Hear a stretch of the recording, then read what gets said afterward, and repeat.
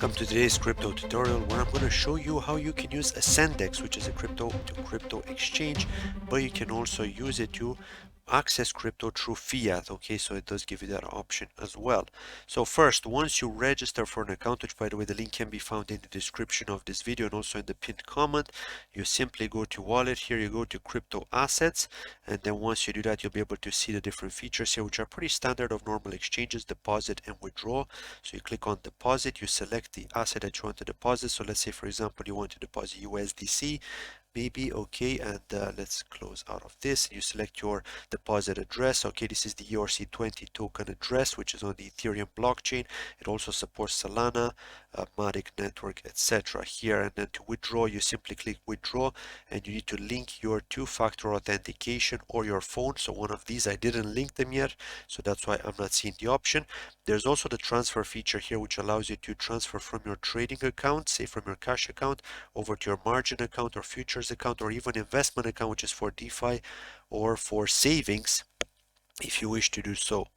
Right, so you have the option here. You select the cryptocurrency, you select the amount, and you confirm to transfer, and that's it. And then you can swap between these as well, as you can see, to switch the other way around. Now there are different features, as I was saying, but let's say, for example, you wanted to purchase crypto with fiat. You do have the option, depending on your country.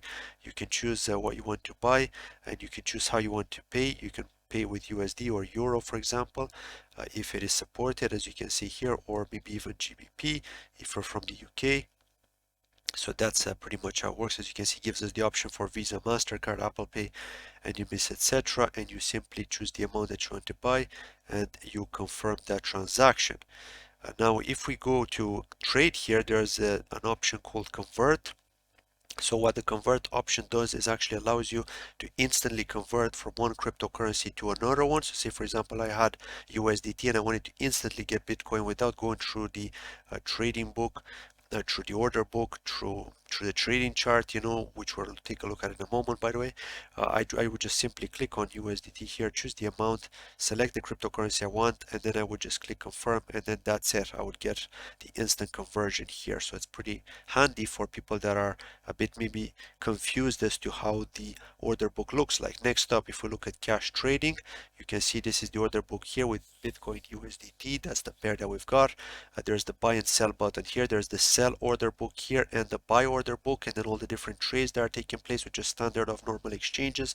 These are the different charts here, the 1-day chart, the 5-minute chart, etc. on the Bitcoin price.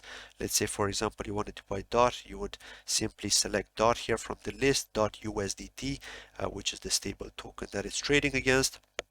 And you could place a limit order. Say, for example, you wanted to buy 22.2284, which is the highest buy order available here. You could select that, and then you choose the amount. You can toggle between the percentage that you want here. So if you don't want to spend all of your USDT to buy DOT, maybe you only want to spend 75% or so, you just toggle here, which is really handy. So you choose the amount, and then you can click to trade, okay, which is to buy, of course. And then to sell, it's exactly the same. There's the market order as well, which is kind of similar to convert if you think about it, except you can actually see the action here on screen, which basically means that it just buys at the order that which is the lowest sell order that is available.